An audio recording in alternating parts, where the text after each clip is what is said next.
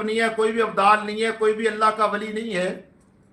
तो मैं सबसे निकल के आके आया, मैंने कहा मौलाना साहब अगर माजरत कबूल फरमाए तो मैं एक छोटी सी अर्ज कर दूं ताकि मैं अपने मुसलमान भाइयों की ये गलत फहमी दूर कर दूं, जो थोड़ी सी गलत फहमी पैदा हुई है।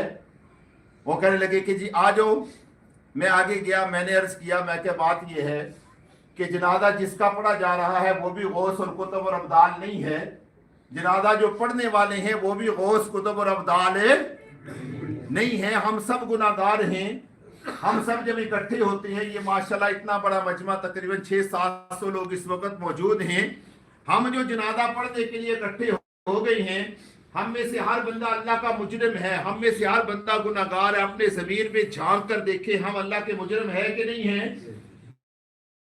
इस वक्त हम जुर्रत करके खड़े हैं अल्लाह के सामने, अपने गुनाहों का टोकरा लेकर जुर्रत करके खड़े हैं कि अल्लाह हम सिर्फ सिफारिश करने के लिए आए हैं, अल्लाह इस बंदे की मग़फ़िरत फरमा दे। मेरे नबी का फरमान है, रब रहमान खुद ही फरमाते हैं कि पहले तुम्हारी बख्शिश करो।